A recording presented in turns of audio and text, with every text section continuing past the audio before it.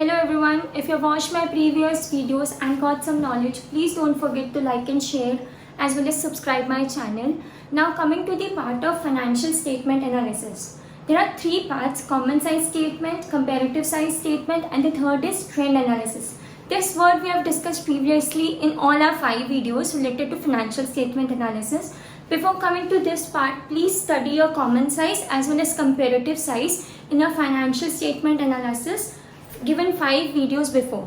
Now moving on to this video, I'll cover 2 questions so that this topic will be very much clear to you, starting from the basic as well as the difficult sum. So when starting from the basic, we are given a question with 2 columns, years and purchases in lakhs. We need to calculate the trend ratios. That is only the part being covered in your trend percentage analysis, or you can call trend analysis, and this is the part of your financial statement. After this, we'll complete our financial statement analysis and we'll move on to the revision starting from our unit 1. Now moving on to first, your 2 columns are given, year, purchases. We'll check out the question and according to that our solution will be prepared. So your heading will be trend analysis. Now there are 2 columns, so we need one more column in this. This is we are doing question number 1. We'll do 2 questions in this video. Now starting with first is your year, second is your purchases, and third will be your trend ratios, or you can write trend percentages. Write it trend ratios only.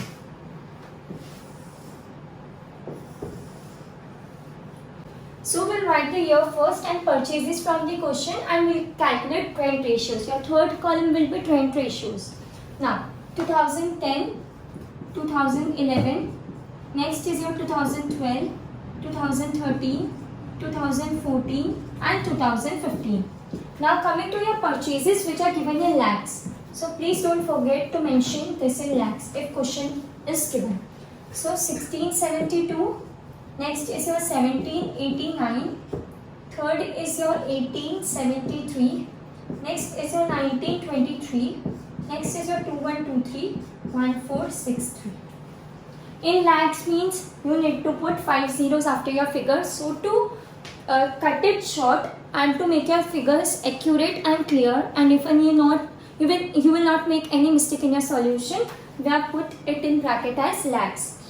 Now starting with the solution. Now the very much fundamental rule of solving your sums based on trend analysis are, you need to put your base year trend ratio as 100.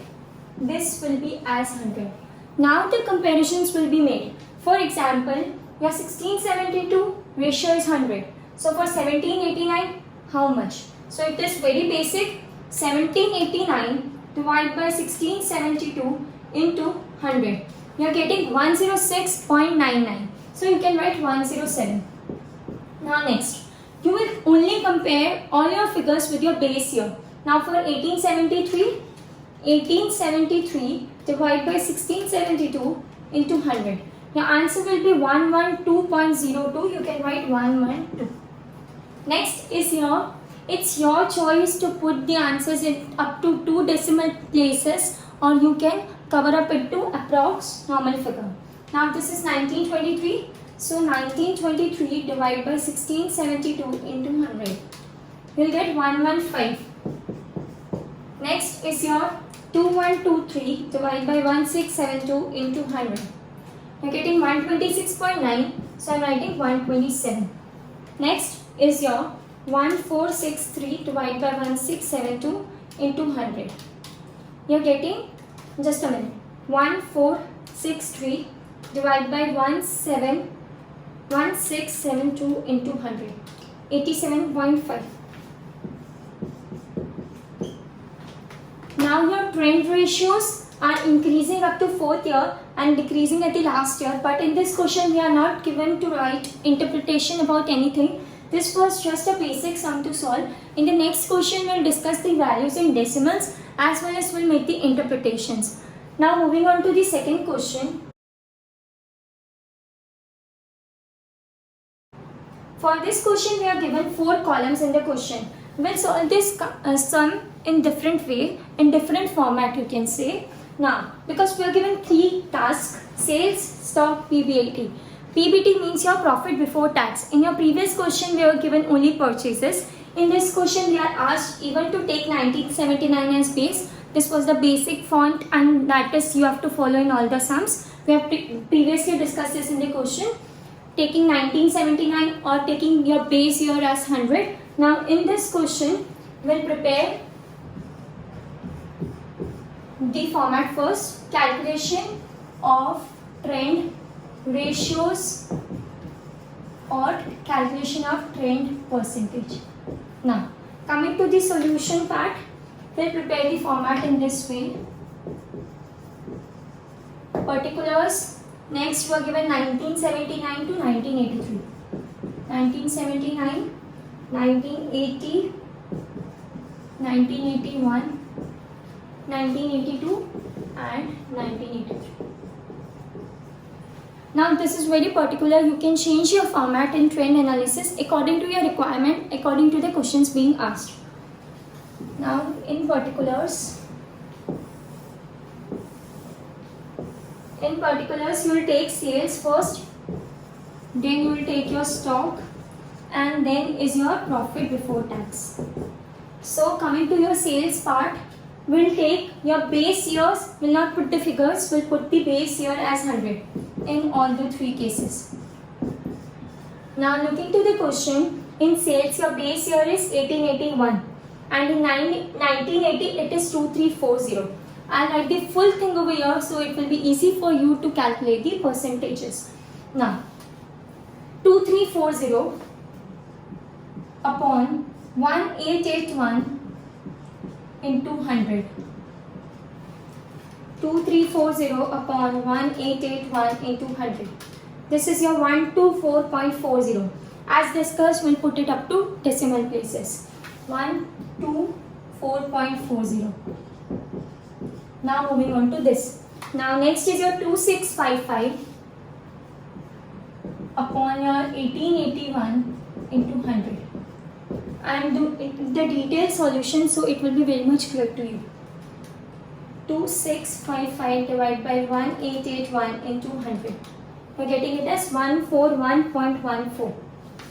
141.14. Now moving on to the third one, we are given 3021 upon 1881 into 100. So 3021 divided by 1881 into 100. We are given 160.60. Now the last one, 3768 upon 1881 into 100. So 3768 divided by 1881 into 100. So we are getting 200.31. Now coming to, we'll leave some space over here because I will do full detail explanation. PPT. Now moving over here. Now coming to the question, 781 upon 709 into 100. So you get 781 divided by 709 into 100. You are getting it as 110.15.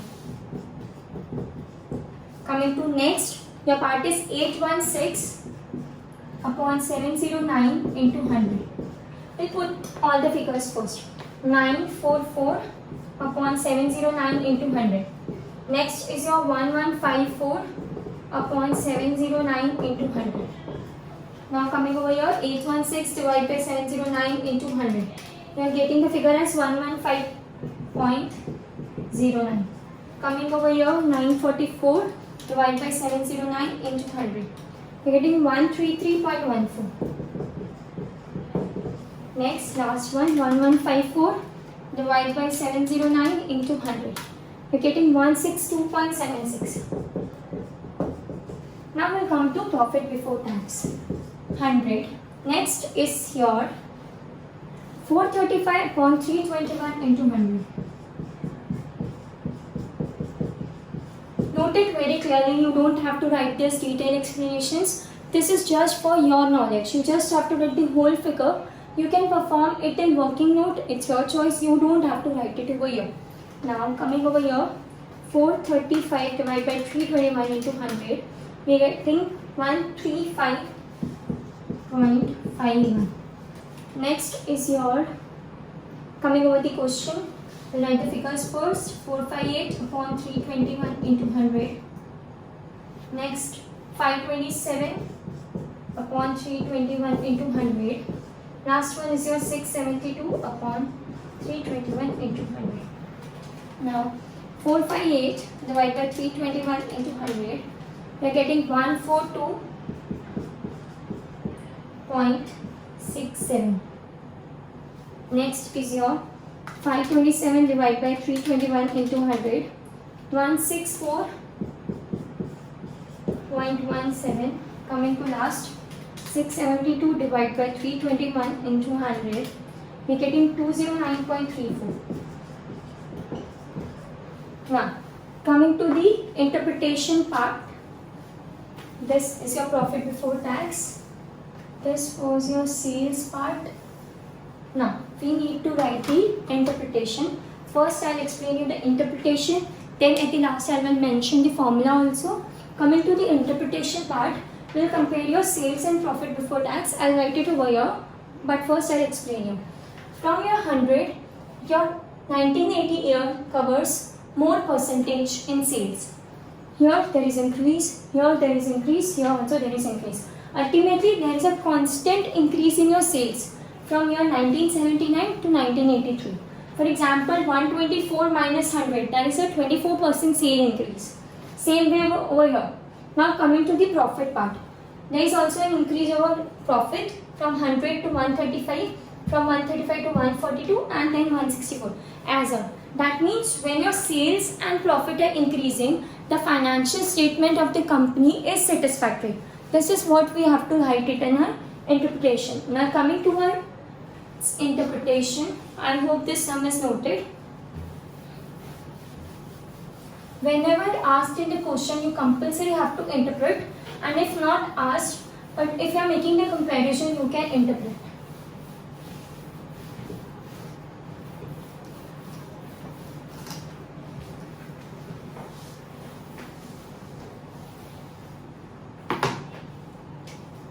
Interpretation.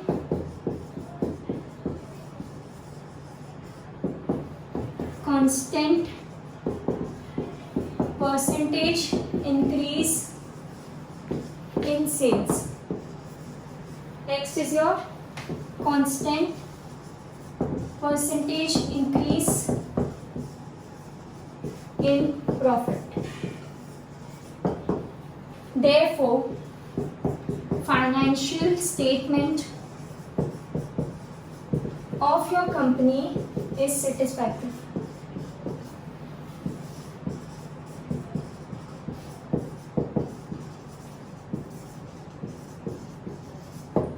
These are my lines of interpretation. You can interpret according to the solution at your own in your own words.